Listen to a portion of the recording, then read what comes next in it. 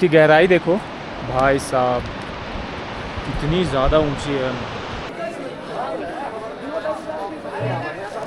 देख लो आप, यहाँ पे प्रसाद है। ये बहुत ज़्यादा बोल रही है। हेलो दोस्तों, welcome back to my channel मिस्टी वना। आज से शुरू हो रही है हमारी उत्तराखंड सीरीज़। आज है 9 जून और हम देहरादून से निकल चुके हैं गंगोत्री धाम की तरफ। फ़िलहाल यहाँ हल्की सी गर्मी है, लेकिन जैसे जैसे हम ऊपर की तरफ बढ़ेंगे वैसे वैसे सफ़र और भी खूबसूरत होता जाएगा।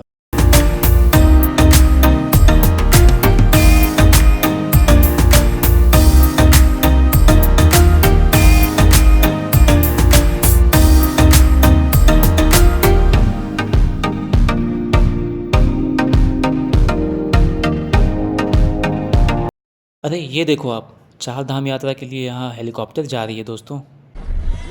ये ट्रैफिक तो बड़ा प्यारा है। पहाड़ों में ऐसे ट्रैफिक जाम से किसी को भी शिकायत नहीं होगी। मैंने इन्हें रास्ता देने के लिए सीटी भी बजाई, लेकिन लगता है यहाँ इनका ही राज चलता है।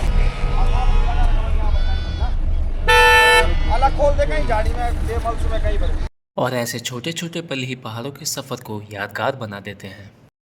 देहरादून से 144 किलोमीटर का सफ़र तय करने के बाद हम पहुंच चुके हैं उत्तर काशी, जिसे उत्तर की काशी भी कहा जाता है। गंगोत्री धाम जाने वाले अधिकांश श्रद्धालु यहाँ काशी विश्वनाथ मंदिर में भगवान शिव के दर्शन करके अपनी यात्रा की शुरुआत करते हैं। मान्यता है कि इस पावन स्थान पर स्वयं भगवान शिव विराजमान है और यहाँ दर्शन करने से काशी विश्वनाथ के दर्शन के समान पुण्य की प्राप्ति होती है। उत्तर काशी पार करते ही ऐसा लगा जैसे सफ़र ने एक नया ही रूप ले लिया हो। मौसम अब काफ़ी ठंडा और सुहाना हो चुका था। हवा में एक अलग ही ताजगी थी और हर गुजरते मोड़ के साथ नज़ारे पहले से भी ज़्यादा खूबसूरत होते जा रहे थे।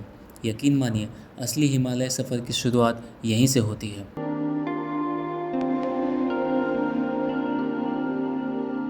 दोस्तों, ये है पहाड़ों का ओरिजिनल वाटर डिस्पेंसर, बिल्कुल फ्री, 24/7 और नेचर सर्टिफाइड। पहाड़ों में मिनरल वाटर खरीदने की ज़रूरत नहीं पड़ती। यहाँ तो पहाड़ खुद आरओ बनकर पानी पिलाते हैं।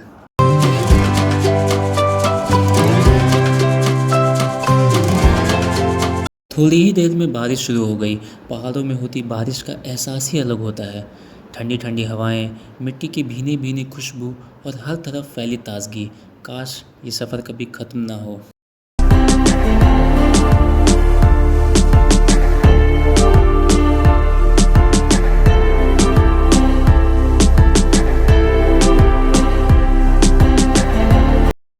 जैसे जैसे हम गंगोत्री की ओर बढ़ रहे थे, वैसे वैसे चार धाम यात्रा पर निकले श्रद्धालुओं की गाड़ियां भी नज़र आने लगीं। जून का महीना था, यानी चार धाम यात्रा अपने पूरे रंग में थी। हर वाहन में एक ही मंजिल, माँ गंगा के दर्शन।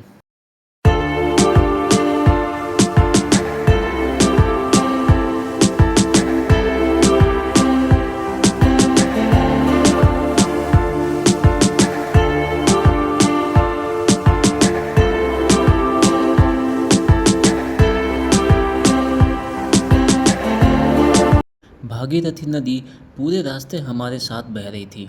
बारिश ने इस सफ़र को और भी जादुई बना दिया था। सच कहूँ, पहली बार ऐसा एहसास हुआ जैसे माँ गंगा स्वयं हमें धाम तक बुला रही हों। शायद इसलिए इस सफ़र का हर मोड़ दिल को छू रहा था। मोड़ पर ऐसे कई मंदिर मिलेंगे। इन छोटे छोटे मंदिरों में एक पल के लिए नमन जरूर करना आप। ये सफ़र को और भी मंगलमय बना देता है।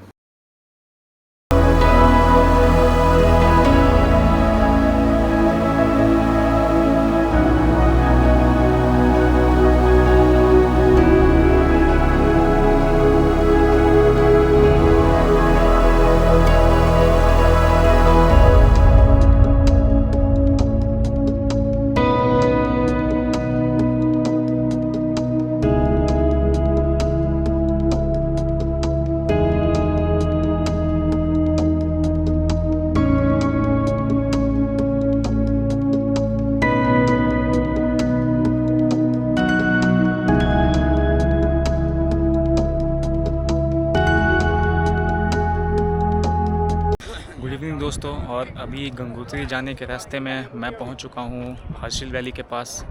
अभी हर्षिल यहाँ से कुछ 15 से 20 किलोमीटर दूर है और कुछ ऐसा झलक है नेचर का, आप देख सकते हो। काफ़ी सुंदर सा व्यू। मैं आपको थोड़ा जूम करके दिखाता हूँ यार। ये आप दूर देख सकते हो, कुछ स्नो वाले माउंटेन्स दिख रहे हैं। काफ़ी सुंदर सी वैली और नीचे भागीरथी रिवर फ्लो करती हुई। ऐसे मनमोहक नज़ारों के साथ हम धीरे धीरे हर्षिल वैली की ओर बढ़ रहे थे। ऐसा लग रहा था मानो बादलों ने हिमालय के सिर पर सफ़ेद मुकुट पहना दिया हो। और कई घंटों के सफ़र के बाद आखिरकार हम हर्षिल वैली पहुंच गए। हिमालय की गोद में बसी ये घाटी अपनी प्राकृतिक सुंदरता और शांत माहौल के लिए जानी जाती है। हर्षिल से आगे बढ़ते हुए अब हम पहुंच चुके हैं धराली। आज ये घाटी जितनी शांत और खूबसूरत दिखाई दे रही है, कुछ समय पहले यहाँ की तस्वीर बिल्कुल अलग थी। अगस्त 2025 में इसी घाटी ने एक ऐसी प्राकृतिक आपदा देखी जिसने पूरे देश का ध्यान अपनी ओर खींच लिया। आइए इस कहानी को करीब से समझते हैं। 5 अगस्त 2025 को लगातार हुई भारी बारिश के बाद सामने जो पहाड़ी दर्रा आप देख रहे हैं, वहीं से भारी मात्रा में चट्टानें, मलबा और पानी तेज़ रफ्तार से नीचे की ओर आया था। देखते ही देखते इस पूरे क्षेत्र में तबाही मच गई। अपने रास्ते में आने वाले घरों, होटलों और सड़कों को इस तेज़ बहाव ने भारी नुकसान पहुंचाया। कुछ ही मिनटों में इस पूरी घाटी का स्वरूप बदल गया। आज सब कुछ शांत दिखाई देता है, लेकिन उस दिन यहाँ का मंजर कितना भयावह रहा होगा, इसकी कल्पना भी करना मुश्किल है। ये बिखरे हुए पत्थर और मलबे देखने में शायद सिर्फ चट्टाने लगें, लेकिन ये अपने साथ न जाने कितने सपनों और ज़िंदगियों की कहानी समेटे हुए हैं। जिस घाटी में कभी लोगों की हंसी गूंजती थी, वहाँ कुछ ही मिनटों में सब कुछ बदल गया। इतनी खूबसूरत घाटी में प्रकृति का ऐसा रौद्र रूप देखकर दिल सचमुच भारी हो जाता है। आपदा के बाद प्रकृति ने अपना रास्ता खुद चुन लिया। मलबे ने कुछ समय के लिए भागीरथी नदी के प्रवाह को रोक दिया और देखते ही देखते यहाँ एक शांत सी अस्थायी झील बन गई।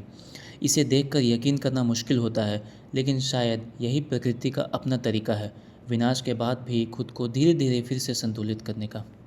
लेकिन इन सब के बीच सबसे ज़्यादा सलाम है पहाड़ों में रहने वाले उन लोगों के हौसले को। इतनी बड़ी त्रासदी के बाद भी उन्होंने हार नहीं मानी।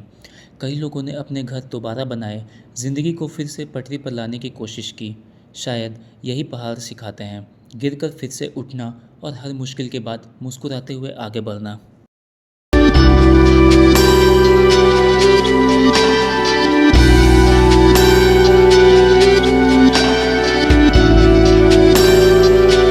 गुड इवनिंग दोस्तों, और गंगोत्री की यात्रा में मैं पहुंच चुका हूं एक सिग्निफिकेंट लोकेशन पे।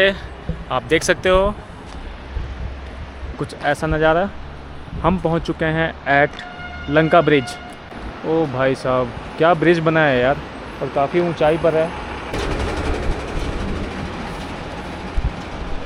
और ये लंका ब्रिज देखो यार, कितनी ऊंचाई पर है। इसकी गहराई देखो भाई साहब, कितनी ज़्यादा ऊंची है। मैं आपको जूम करके दिखाता हूँ यार। मैं मतलब मैक्सिमम जूम करता हूँ, फिर भी मैंने 2x जूम किया है, फिर भी इतना ही दिख रहा है। काफ़ी ज़्यादा हाइट है दोस्तों। यहाँ से तो नैरो लग रही है, बट नीचे तो काफ़ी वाइड होगी। और ये स्टीप सा माउंटेन, भाई साहब क्या व्यू है यार। Nature at its best. मैं आपको इस साइड का भी नज़ारा दिखाता हूँ दोस्तों।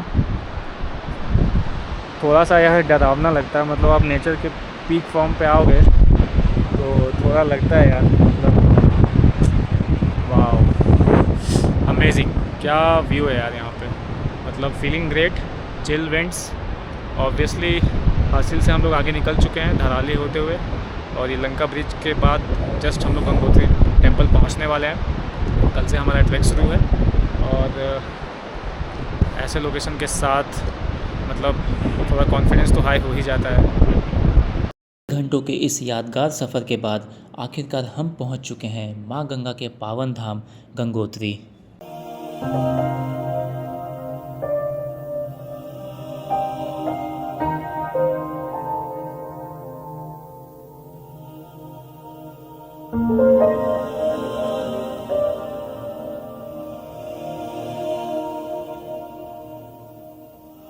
माँ गंगा के दर्शन के बाद मैंने कुछ समय भागीरथी नदी के किनारे बिताया। तेज़ वेग से बहती नदी की गर्जना, सामने खड़ा विराट हिमालय, यही तो है गंगोत्री, जहाँ आस्था और प्रकृति का अद्भुत संगम देखने को मिलता है।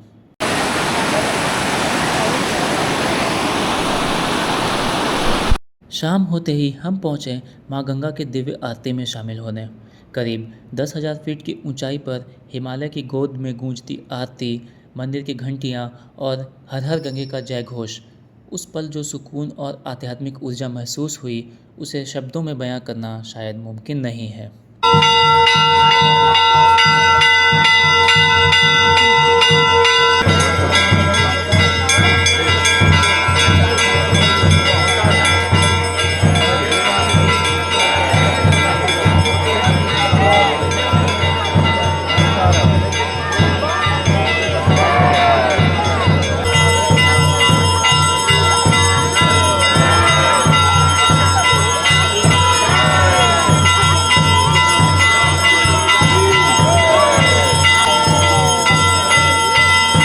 इस वक्त शाम के 7:45 हो रहे हैं और गंगोत्री में अभी अभी सनसेट हुआ है, 7:30 को हुआ है। काफ़ी लेट सनसेट होता है यहाँ पे।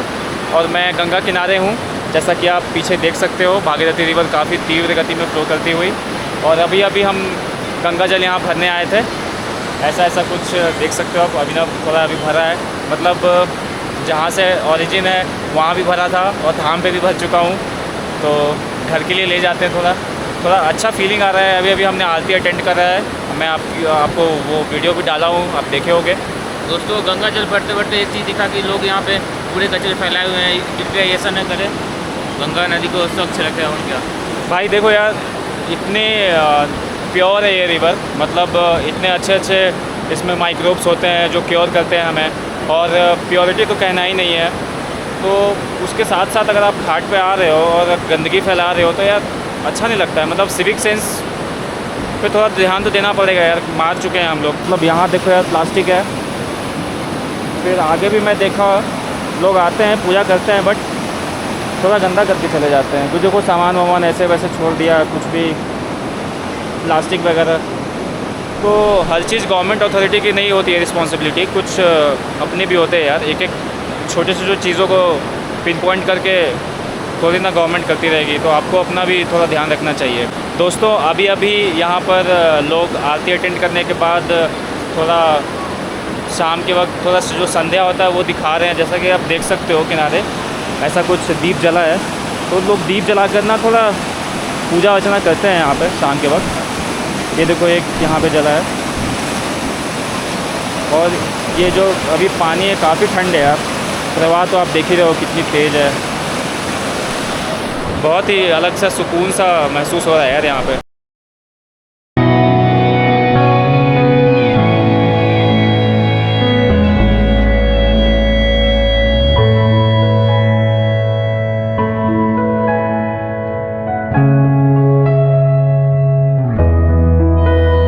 आरती के बाद हमने गंगोत्री बाज़ार में थोड़ा समय बिताया।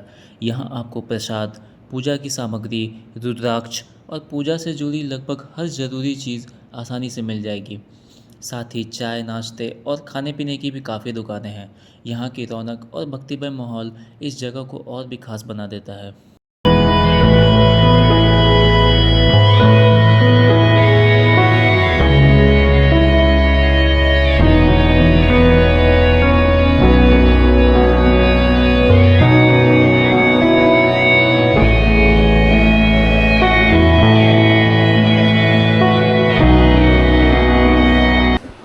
और यहाँ गंगोत्री के कुछ किड्स जो ऐसे चीज़ें सेल कर रहे हैं यहाँ पे। क्या क्या है बाबू, बताओ आप लोग, पता है तुम्हें?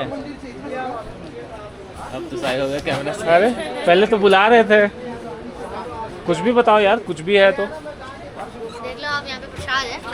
ये बहुत ज़्यादा बोल रही है। अच्छा, ओह हाँ, ये तो ठीक है। क्या क्या है ये बताओ। ये वाला ड्राई एप्पल्स है। और कौन सा रामदाना है? ये वाला। ये वाला। ये तुम बताओ, इतनी हंस क्यों रही हो? ये बहन है क्या तुम्हारी? पहली बार ऐसे बोलते हुए देख रही हो क्या इसको? सही है यार। यूट्यूब चैनल है आपका? हाँ, क्या आपके चैनल का नाम? चैनल का मिस्टी वाला नाम है, सर्च करो एक बार। मिस्टी? मिस्टी? यस, MYSTI मिस्टी, VANA वाला।